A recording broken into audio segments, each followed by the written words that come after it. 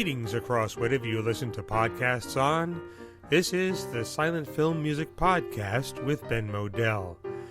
It's the podcast that takes you inside the mind of someone as they prepare for, perform, and reflect upon performances of live musical accompaniments to silent films. I'm your host, Ben Modell. I'm a silent film accompanist, historian, presenter, educator, home video label, etc., and this is our 56th episode in February. I can never say that month. I can never say Worcestershire. In February 2023, the chuckle you're hearing is my co-host and co-producer, Kerr Lockhart. Good to connect with you over well, not over the Orthicon tube, as Percy Dovetonsils linking Pinky across the Orthicon tube, digitally connecting. Glad we're here, and I see you've already come up with a theme for today's episode, back to feature films. Well, in the last episode, we talked about a lot of other uses of your music, including even television. Yeah. Way into that far-flung futuristic thing. Yeah. But now we're going back to the meat and potatoes of this podcast, which is silent film as a performance art. And what makes it alive, and what makes it alive is a warm body. Yes, a warm body at the piano or organ, or warm bodies, plural, if it's an ensemble. Mm-hmm. We'll talk on this episode about the theme song you've been hearing at the beginning, as well as recent performances I've done for restoration of The Unknown, starring Lon Chaney, as well as a screening of Wings at the Library of Congress. We'll cover a couple of different aspects of film scoring. We've talked a while about replacing the theme, and one of the best reasons to do it is that, of course, many people may not know, this is not a piece of music by Ben Modell. No, it's not. It's a piece called Those Keystone Comedy Cops, written by the guy who wrote Poor Pauline, if you know that song. Poor Pauline, I pity poor Pauline. One night she's drifting out to sea, then they tie her to a tree. I wonder what the end will be. This suspense is awful. Bing, bang, biff, they throw her off the cliff. They dynamite her in a submarine. In the lion's den she stands with fright. Lion goes to take a bite. Tip goes the pill. Good night, poor Pauline.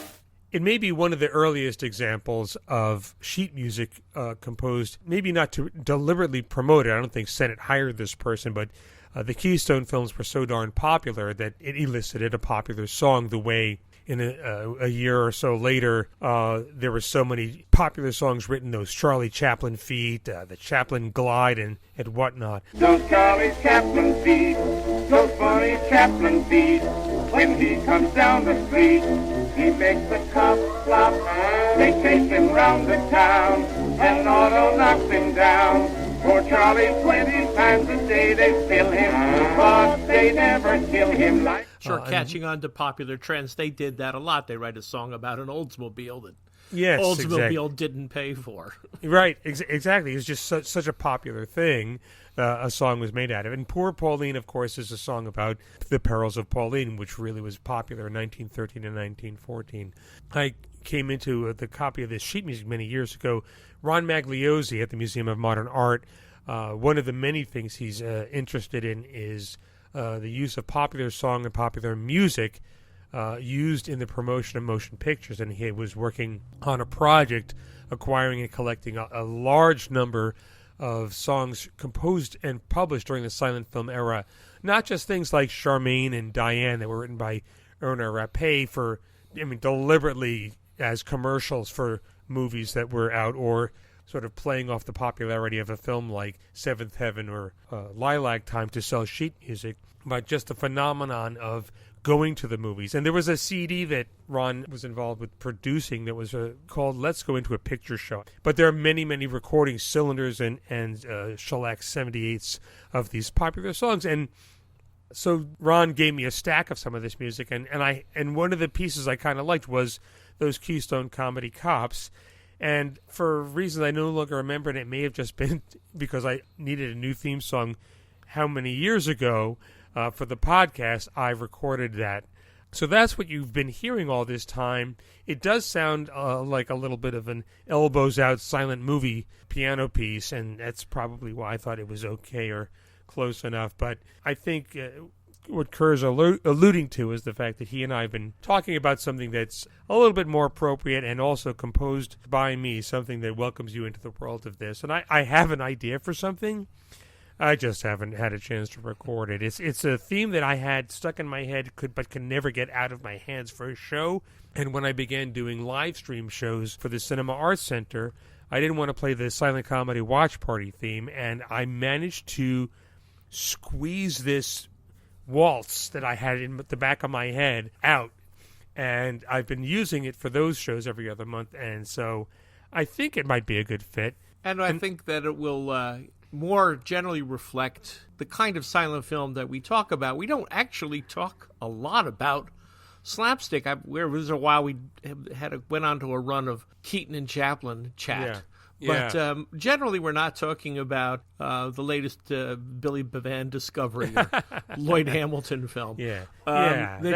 It doesn't more, come up. Yeah, it's not really a scoring challenge anymore. I think not to the same degree. It does have its challenges. I'm more involved with producing those films for home video than I am interested in talking about how it is to score them. But we can get back to that at some point. If I can squeeze out some time, I'll lay down the track, and at some point this year, hopefully before the fall, we'll get the new theme song recorded, and you'll know it because it'll be different when you start the podcast episode. It's not the wrong podcast. Yeah. So we're warning you in advance. Yeah.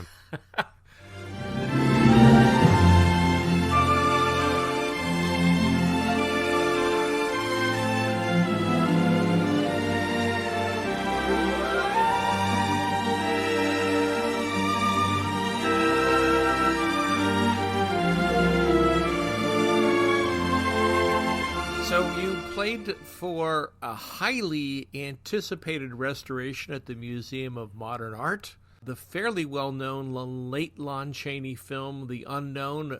Turner has run it quite a bit, and it's quite notorious because aspects of the story seem particularly ghastly to us. And the age disparity between Lon Chaney and his leading lady, Joan Crawford, who is almost unrecognizable without all the eye makeup that we know her for. And of course, the most remarkable thing about this film is that it was thought it was to be lost because it was in cans that were marked unknown. Yeah.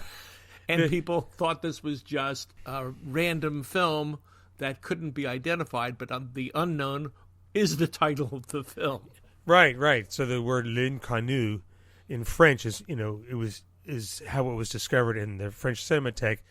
There's an episode of the Nitrateville radio podcast that was posted in October of last year of 2022, in which Michael Gebert, the host, interviews Peter Bagroff, who's the head of Georgia Museums, and Anthony Labate and Gordon Nelson were also worked there. The three of them worked on the restoration, and Peter, who formerly was at Gus Filmofond in Russia, which is where the extra 10 to 12 minutes of footage turned up, he talks about how the extra footage was found, but he also talks about the story about the unknown and the can labeling, and he explains how this may very well be apocryphal and just a better story than what actually happened. But it is, you print the legend, as they say. But This is a film where we've seen a version that turned up at the French Cinematheque a long time ago, and it's been on home video. The Alloy Orchestra has a score for it that they do, and the film gets shown a lot at Halloween time. And the film is just, it's even for Todd Browning, it's really macabre.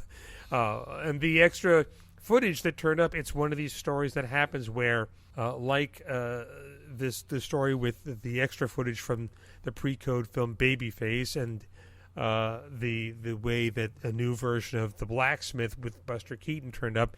It's a film that people had, and the cans in our archive. Oh yes, that's we have a print of that, and then it turns out that the print that Gus Filmofond was not the print.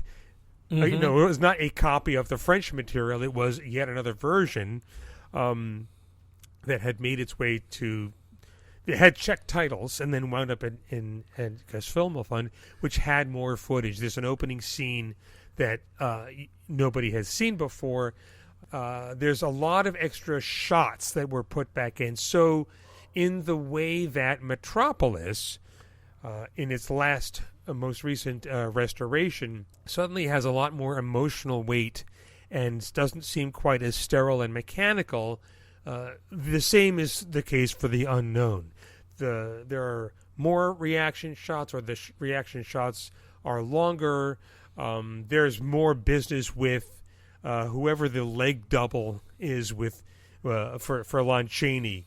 You know, Chaney will be sitting in a chair and he's got a huge cummerbund, you know, covering the guy who's doubling for him. So lighting cigarettes, scratching his chin and stuff like that. And so this is one of the reasons the film is a little bit longer. He's playing an armless character who is yes, very dexterous with his feet, and it's affected by using a second actor. Yeah, which you really, unless you're really trying to look for it, it's very well done.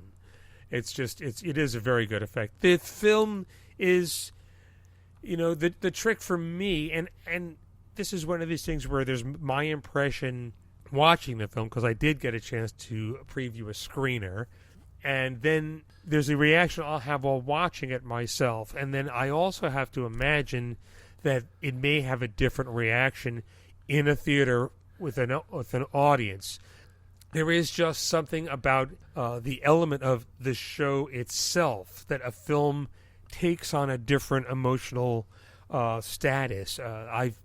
I've talked about this on another episode from a couple of years ago when I played for, it's either Why Change Your Husband or Why Change Your Wife, or the one with Gloria Swanson and DeMille. I mean, they made a few of these. But there's one that I remember watching because I was going to accompany it at the Kansas Silent Film Festival. I remember watching it at home and thinking, But I also remember thinking, this will probably just take off in the theater, which it completely did, and I could smell it, 3 minutes in. Just an audience's enthusiasm and just being, oh boy, Gloria Swanson, and this film just came to life. And so, in watching The Unknown ahead of time, and I know the film, and I could have gone and played it cold, but I wanted to see what the new stuff was. And so, yes, there were bits where things are a little bit more emotionally grounded. What is your job to do? You don't have to tell people that this character is warped and twisted. You don't have to tell them that Joan Crawford had better watch out. You don't have to underline those things that the direction and the acting is already doing. So what's your job? Well, the trick, at least for me anyway, and I don't know if it's really necessary, but I wanted to be careful about it, is that so much of the plot is just really blatant. Here's a woman, she's in a circus. The guy who loves her is a guy who's passing himself as someone who has no arms. He is in love with her, but she is in love with the strong man, except that she has this weird phobia about men's arms. So she's in love with Norman Kerry, and he is really in love with her, and he puts his arm around her, and she freaks out, and there are titles to him and to Chaney about men's arms, and it's just so over the top in some ways, and this is clearly the main plot of the movie. So what's he going to do, and what are the odds that the guy?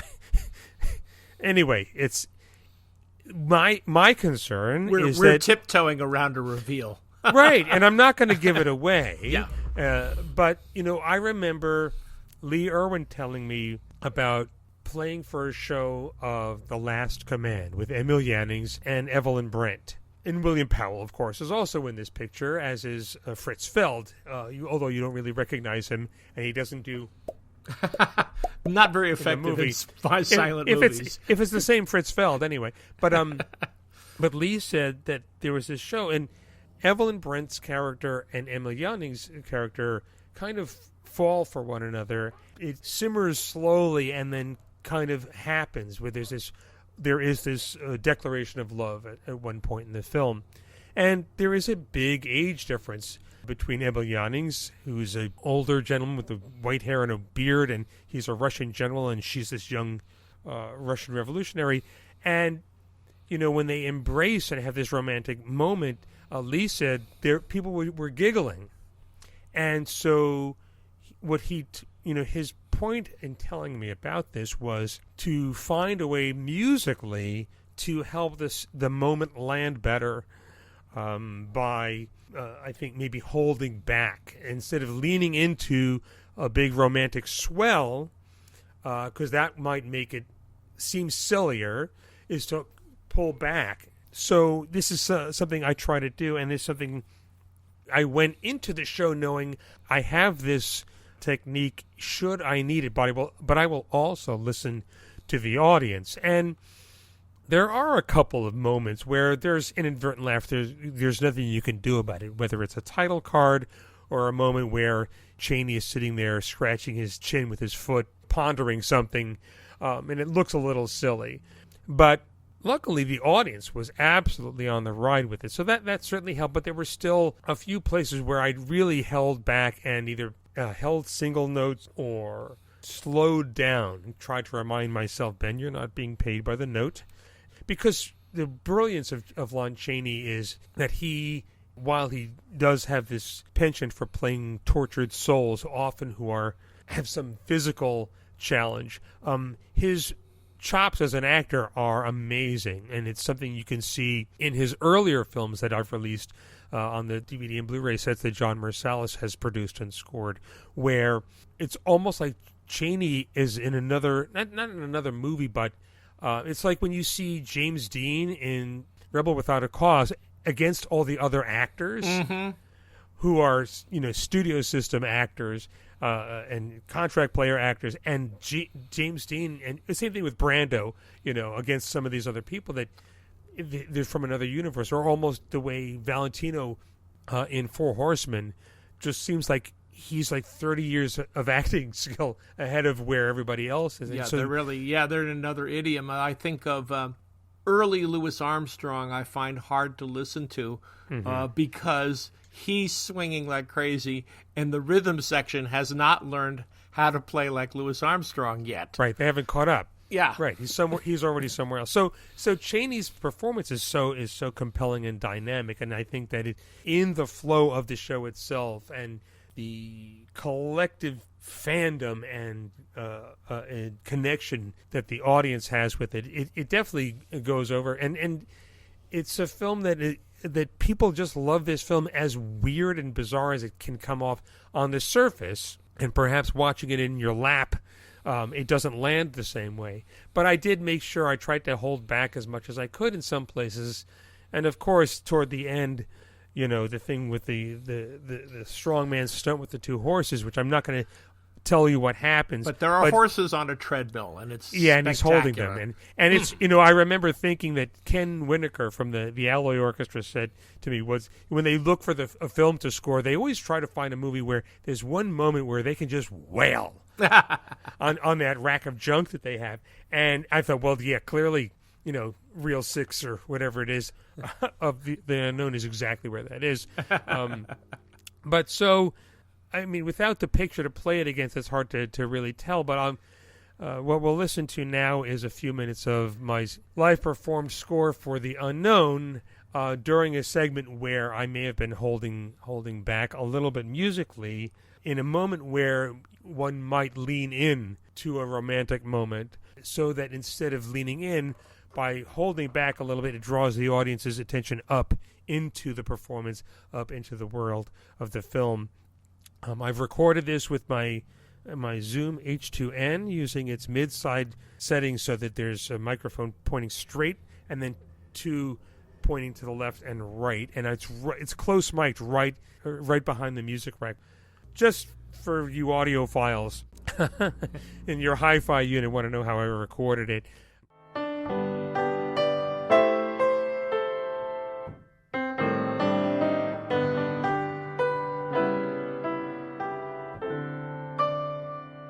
Here's a few minutes from my live performance for The Unknown, starring Lon Chaney, live in performance January 29th at the Museum of Modern Art, Titus II Auditorium.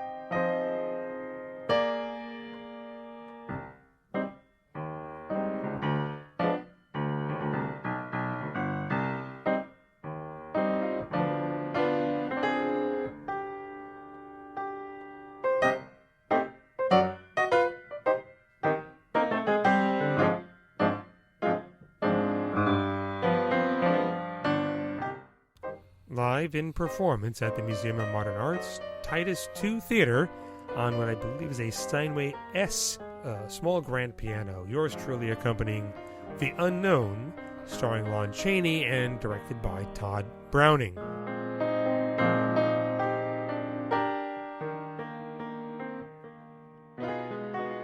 The topic of fighting unwanted laughter, that's something we could really unpack. I saw a musical a couple of decades ago, a very, very serious musical written by a person who writes very serious musicals and is famous for them, which had an absolutely egregious laugh, which I thought could easily have been removed because what they were doing, they were leaving a pause. They were there was a space in there, and that space was suggesting, well, here's where the laugh goes. Said, right. All you have to do is keep going. Step on the laugh before it happens. Yeah. Now, you mentioned you have a way to kill. There's a notorious unwanted laugh in Nosferatu. Yeah. Well, there's a couple, but this is besides Your Wife Has a Lovely Throat. Besides that one, yeah, nothing you can do about that. It's just ridiculous. It's almost as funny as the 1931 Dracula where he says, "I don't drink wine." You know, yeah. The moment when Count Orlok is carrying his own coffin through the streets, and that's the one. He kind of looks like a young Jim Carrey, with those, the tight jeans and the spindly legs, and he also looks like Steve Martin is the jerk carrying the dog around. Right. It just looks weird, and I don't know if Murnau was thinking, "Oh, this is going to get the laugh." I don't know, but it often does, and so I've tried a bunch of things at a bunch of shows, and what I have found to be the most effective so far for me is to play something extremely heavy-handed, where what I'm, maybe it's a 12/8 figure, with just a lot of force, and if I'm playing the organ, brass, and just where the idea is to underscore what this moment is in the story dramatically, instead of, because what you're looking at is Squidward carrying an ironing board through town in broad daylight. But what this moment is like the worst thing. Pestilence personified has arrived in town. That's what I was trying. That's what I'm trying. And by having something that both, tells you that that's what this moment in the story, in the arc of the story is, as well as making something loud enough that you're going to feel weird laughing because it's too loud. So you're playing a Danger. Terry. Yes. Danger Will Robinson. Yeah, exactly, and it mostly works, and I do want to mention in sharing recording clips and some of these techniques and tips that I'm doing, I am letting you know this is what I do. I think most of the time it kind of works. It isn't the shining example of whatever. These are things that I'm trying, and it's always evolving. But so far, that seems to help. That shot of Mr. Shrek, Herr Shrek, and his coffin. It also sounds like it might, if you were looking at it from the point of view of Orlok's state of mind, he seemed rather frenzied at that time, and he's looking for somewhere to put his box. Yeah, because I did a show several years ago where somebody who was like a vampire expert and had written a sequel to Dracula, working with Bram Stoker's grandnephew or something like that, talked about the original story and vampire lore. And in the original text, he could go out. Dracula could go out in limited amounts of light daylight. But all we know from every Dracula movie that's ever been made, which is tons of them, that oh my gosh, a full daylight will just make him turn into vapor, which is what happens at the end of Nosferatu. But there's like a twilight or something, he can get away with it for about half an hour. So it just looks so darn ridiculous. So there are ways of helping the film land better in moments where something that may have been horrifying or terribly moving in 1923 or 6 or whatever, just doesn't do so today.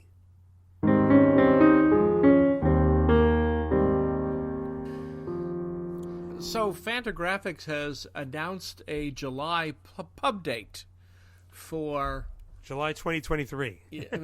Yes, for Ernie in Kovacs Land, which is co-authored by Ben and your. It's me and Josh Mills, who's Edie Adams' son and who controls the estate, and a guy named Pat Thomas. And the three of us we're listed as co-editors.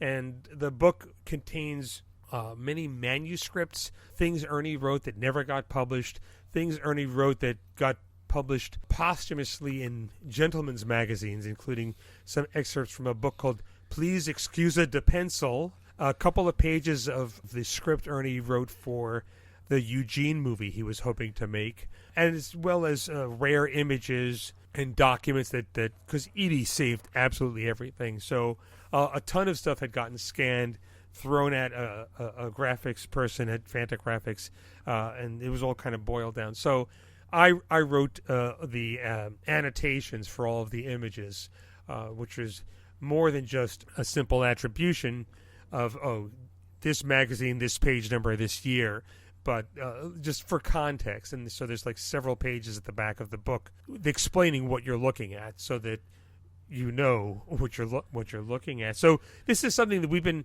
it was announced in 2020, when we were doing the Josh and I were doing the events to commemorate Ernie's centennial in 2019. We had postcards we were handing out that said this book was going to be out in 2020.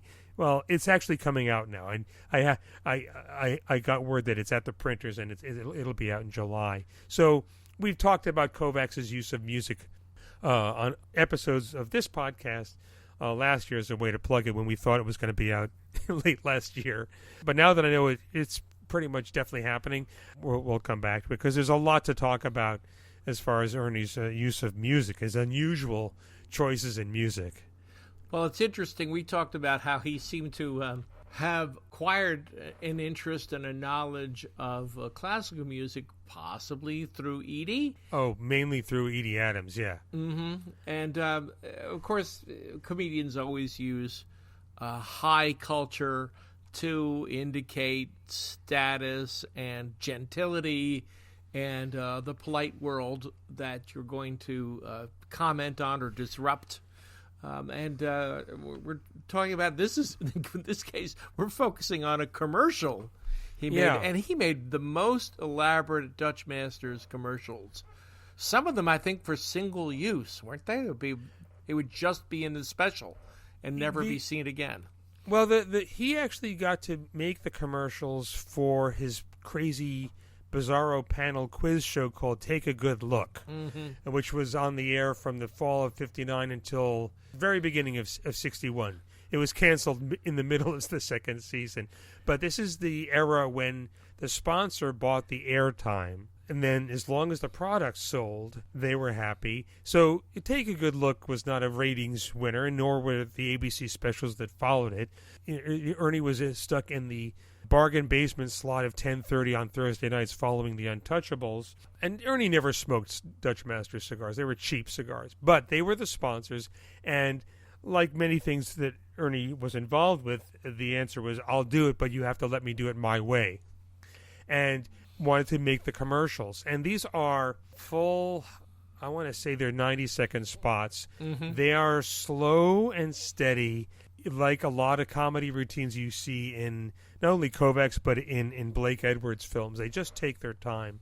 The unusual choice for Ernie was to have the commercials be completely wordless, except for the tagline, "Step up," at the end. And that all of the commercials were scored by a piece of music which at the time was attributed to Haydn, a string quartet, which about, I think in 1965 it was discovered that this bunch of quartets was actually composed by someone named Roman Hofstadter, not the Hofstadter that Leonard Hofstadter is named after on Big Bang Theory. That's Robert Hofstadter, who won a Nobel Prize in physics. But Roman Hofstadter is I think it was not a scientist either, or a well-known composer. But it's a Benedictine monk. That's the word. That's the word I was trying to pull out. The word Byzantine came up, and I knew that was wrong. He was a few decades younger than Haydn, but nothing he wrote would have been impossible for Haydn to write. Yeah, right. It does sound very similar, but it's a very slow and steady piece of music, and then the commercials themselves are very, very simple. Slow, like with Kovacs. There's a long setup with a punchline, and the punchline is always a Dutch Master cigar being discovered somewhere. Joe Michaelis and Kovacs are cowboys, and they have a shootout. Michaelis appears to be unharmed, takes a puff of the cigar, and smoke pours out of holes throughout his body. These were done for Take a Good Look, which is a panel show that Ernie did, which defies description. I'll do my best, and there are moments in the first several episodes where Ernie will tell the audience, I've been told to explain the show, and I'm not going to. There's one where he holds up a sign that in big letters someone wrote, "Explain show." But basically, it's a panel show. It's usually Edie Adams, Cesar Romero, and Hans Conried. And there's a secret guest who was not recognizable, who has done something recently in the news that's been written up in Life or Look. And in order to guess them, who these people are and what they did, Ernie has pre-taped video clues that are little blackout gags sometimes that give you absolutely no idea about who the person is. And often they would come back from the video clue and they would cut to the panel and they would just look like they have no idea what they were just shown. And once you know the answer, it makes sense. There's a clue where somebody is a rodeo champion, and all the clue is a shot of somebody rowing in a rowboat, a close-up of a picture of Doris Day, and then a close-up of Jolene Brand going, "Oh."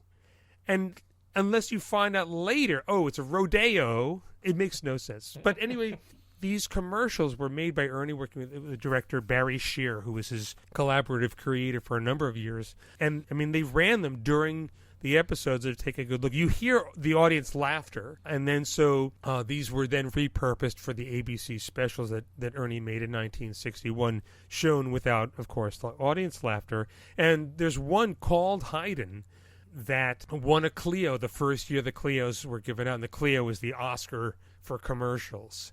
And Ernie's just, when he talks about it on the episode of Take a Good Look, one of the ones where this one was aired, he just seems so proud of having come up with this commercial that won an award.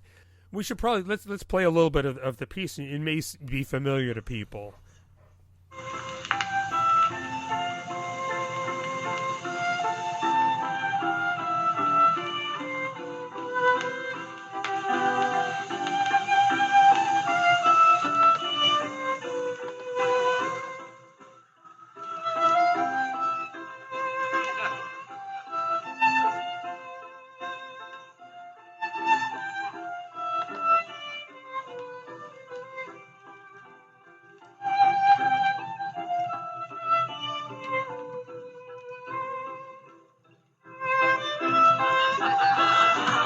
Next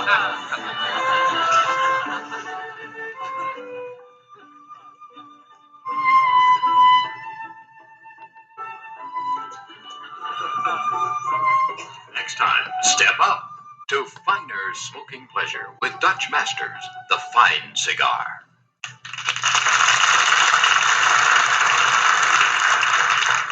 We thank you once again, most sincerely.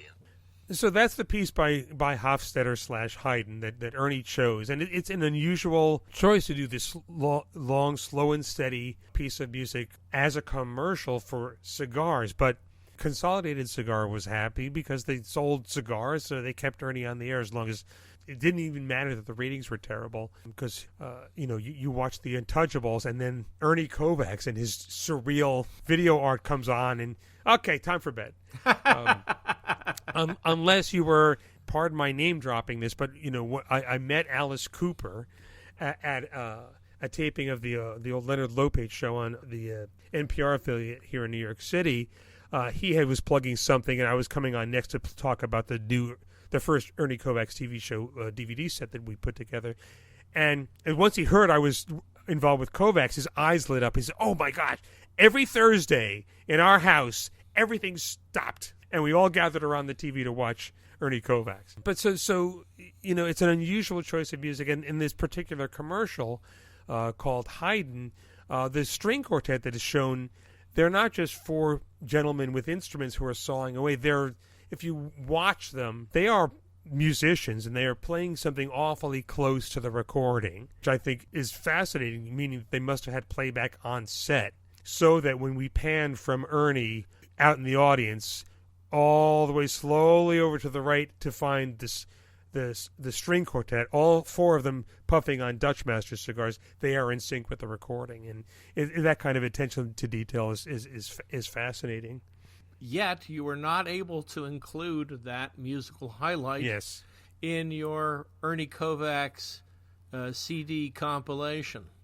Yeah, there's a CD that came out in 2007 that actually was worked on and produced by Erwin Chusett, called the Ernie Kovacs Record Collection. And it was released on Varese Sarabande, and it's out of print and goes for a lot of money on eBay and Amazon unless you have the files and you just share it with your friends. But they tried. He worked with Edie, who was still around at the time, and tried to find as many pieces of classical music or pop music or this weird stuff that Ernie was interested in, clear it and include it. And for the life of us, he and Erwin Chusett and Edie and Josh and I, we could not figure out what recording Ernie used. We were able to figure out the Lieutenant Kijé suite, and I think that was one that I helped identify and use for The Story of a Drop of Water and several other things. But we've talked about this in our episode on City Lights, where there's a way instruments were played at a certain time that changed over years. And in the recording that you hear of this Hofstetter quartet, there is a note that on paper it's called a grace note. It's written very small, and it's meant usually played very short and quickly. Ba-dum, ba-dum, ba-dum, ba-dum.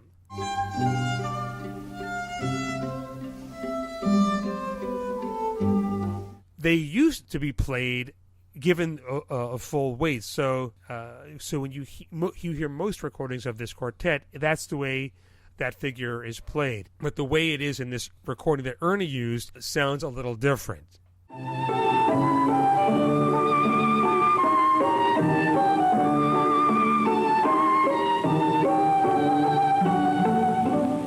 It had to have been a recording Ernie had in his collection in the 1950s that may have been from earlier than that and had been reissued on LP. We were just unable to track it down. So, hey, if you know what that was, let me know, and maybe we can add it if we ever want to reissue this track.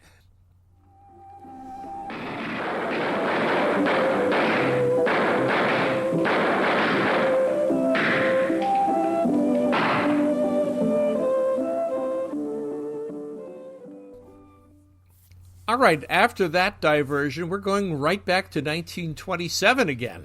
Yeah. We're going from the unknown to the very well-known First Academy Award Best Picture, Wings. Yeah, it's a film I accompanied at the Library of Congress on January 20th of 2023 during, it was part of a month-long series that they had programmed of films on the National Film Registry.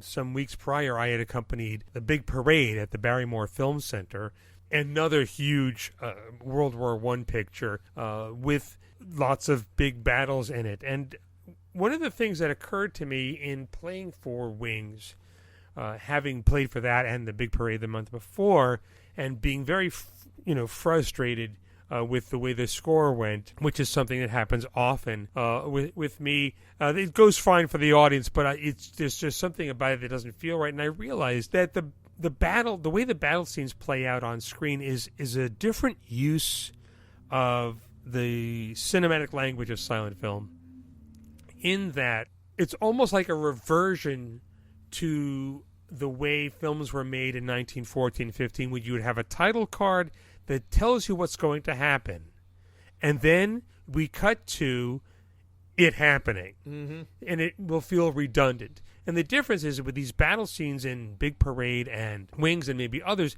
is that's exactly how these are handled.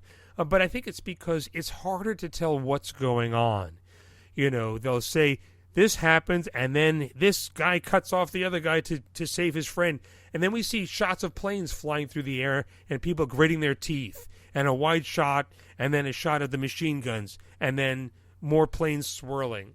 They're harder to decode because we've been given this information, and it's certainly helping us figure out what's going on. But after a few shots, you at least I find it's harder to see the almost the choreography and the arc of the dramatic moments there, and I find myself just playing battle music and watching for clues. There's two things that strike me. First of all, I haven't seen Wings in a number of years, but my recollection would be that you don't get the left-right orientation, the grounding that when you have a ground battle, and you always know which force you're looking at. Well, yeah, I mean that's the thing. Yeah, I mean, even in something like Big Parade with a lot of ground battles, it's still there is more obvious left and right about that. But I found even with Big Parade, I would get lost in some of those scenes. Yep. Whereas with something like Strike or October or Battleship Potemkin, the camera and the soldiers are going down from upper left to lower right, and the people who are being attacked are going the opposite direction. In the 1926 film Mother by Pudovkin, the soldiers on horseback are going this direction, and then the people who are protesting them are going the absolutely other direction, and the left-right is very, very clear. And this may just be me. I mean, everybody else may have a much easier time of it.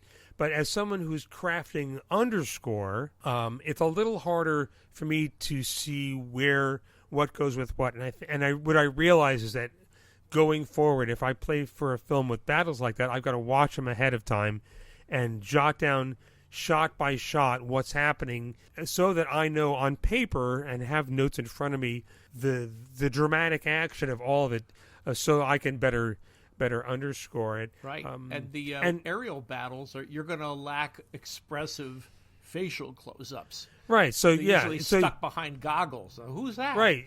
Yeah. So there's medium shots of people in goggles, and then there's big wide shots. And again, it might just be me. I mean, I always lose track of who's fighting who in battle scenes, and I have cue sheets, story sheets that I've made for myself. I also find that any kind of a upper class drama where the characters are the Viscount of this and the Count of this and the Duchy of that and the Duchess of this, I literally have the character names with circles and arrows and who loves who and who's married to who's cheating on who. You can't tell the Viscount without a scorecard. Right. You can't.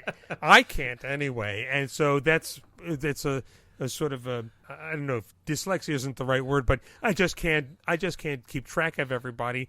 So that was a challenge that I had. I'm sure it went fine for the audience. They weren't wrapped up in it the same way I was.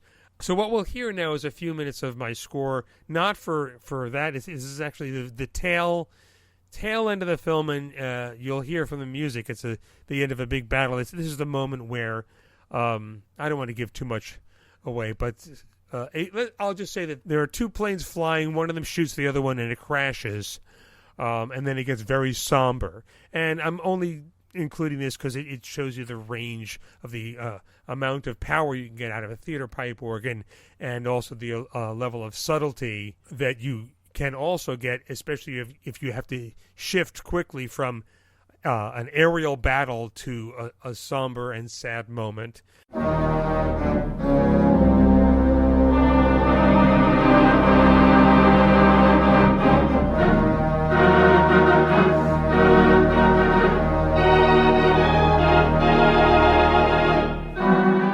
So this is I'm recording the same microphone I mentioned, the same digital recorder I mentioned before, but is at the back of the theater.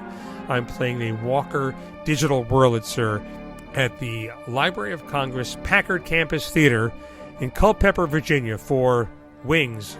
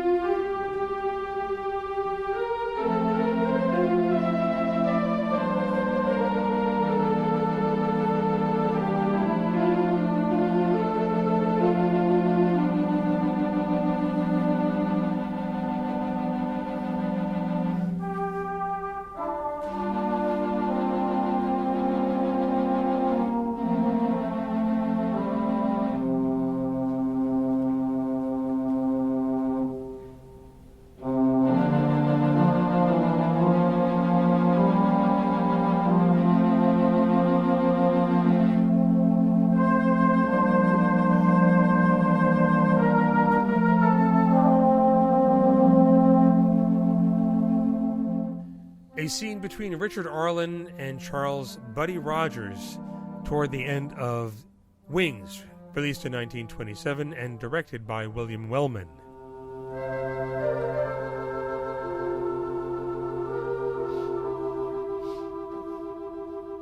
And that way we've got both piano and theater organ on the episode today. I meant to ask, I'm curious how it was to play the Barrymore, since it's brand new. It's a very nice facility, and if you live in New Jersey and own an automobile, it's easier to get to than it is if you live in the city. I don't know how people who lived in Manhattan went over to Fort Lee to shoot their movies in the teens and came back.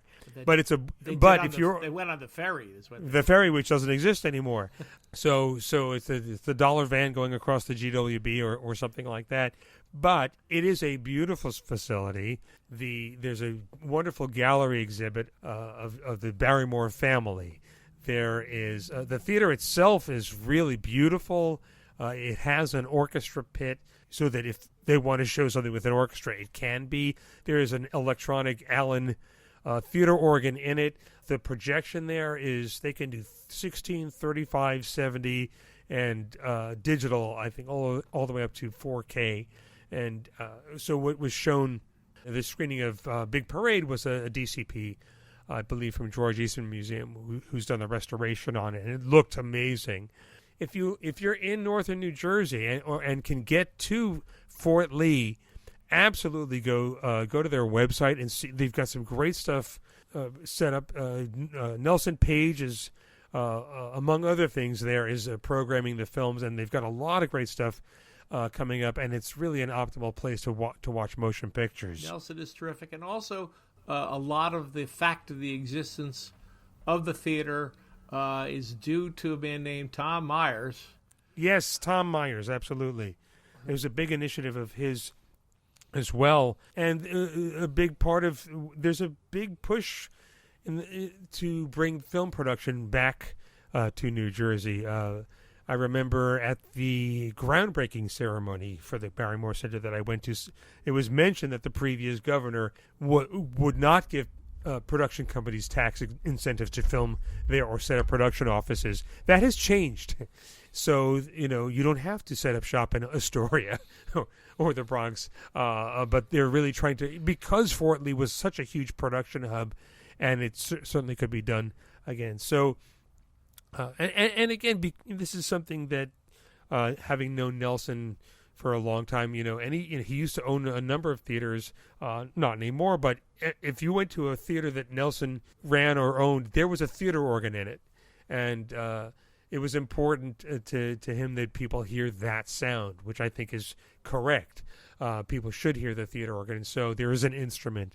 They have a piano as well, but there is a electronic theater organ there. So definitely check out the Barrymore Film Center for anything they may have coming up on screen there. I just want to say Nelson would book organ music when the film was not silent. It was just a regular theatrical film. I'm going to go see the latest Coen Brothers film, and if I go a half an hour early, there will be a live organ. Yeah, there'll be organ concert. Yeah, and and that's done in a number of other theaters. I know the Union County Performing Arts Center, formerly the Rahway Theater, has a Wurlitzer in it, and they will occasionally have someone. Sometimes it's my friend Eric Fonner or somebody else will come and play walk-in music, and they used to do that at the Lowe's Jersey Theater as well. So there are a number of theaters that will do that. They're showing Beetlejuice, but they'll have 20 minutes of theater organ music, which is great because it gets you used to, this is something I should be hearing at a film, whether it's silent or not. I mean, the instruments there, use it, and it's great for people to know about that sound.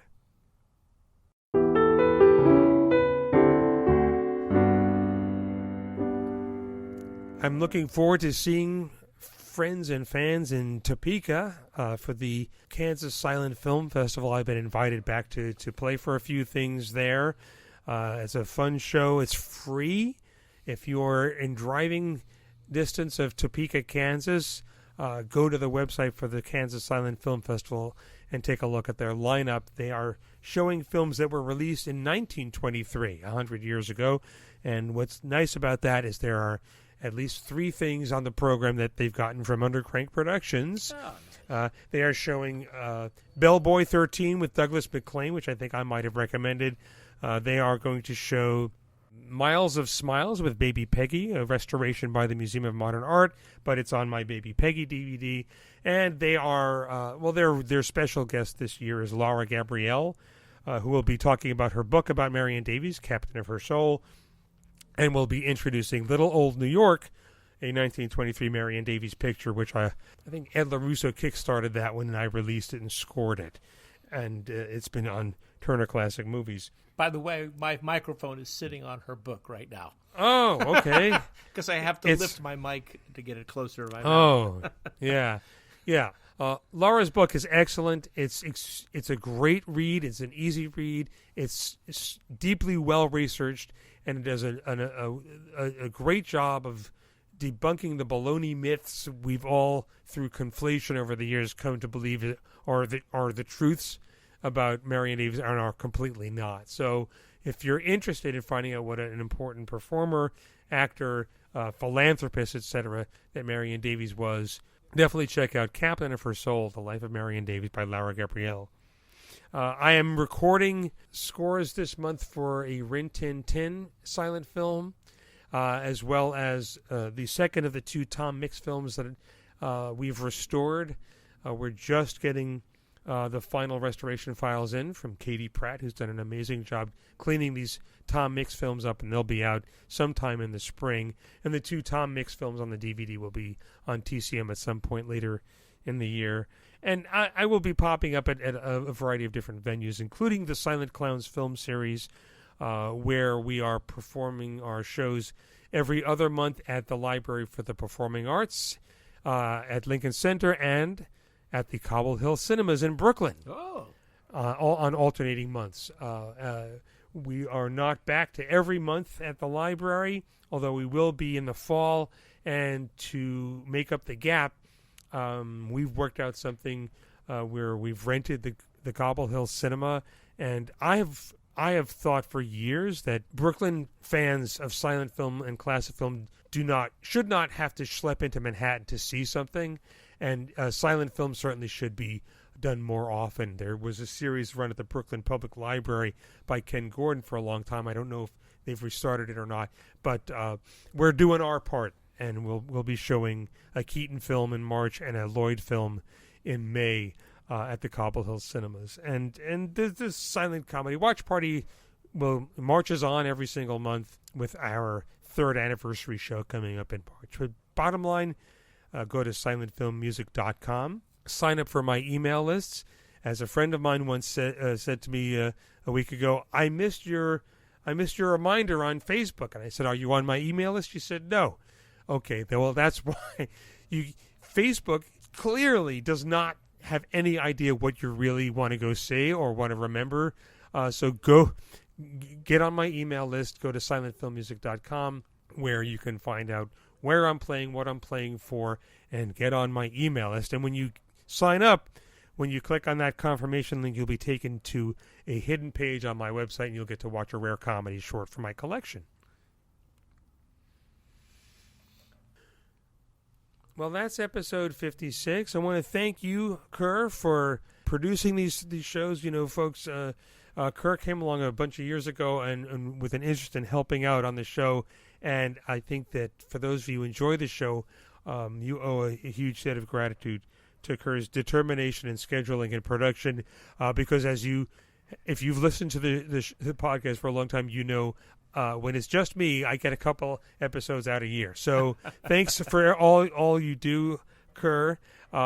This has been the Silent Film Music Podcast, the podcast that takes you inside the mind of someone as they prepare for, perform, and reflect upon performances of live musical accompaniment to silent films. I'm Ben Modell.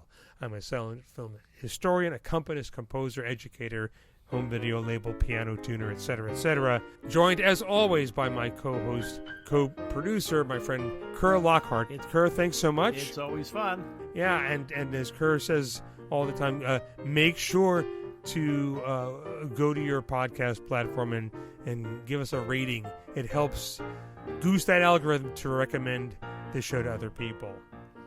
We will see you next time for episode 57. And hopefully, maybe we'll have new music to open and close the show with. All right. Thanks so much for everything, and I'll see you at the Silence.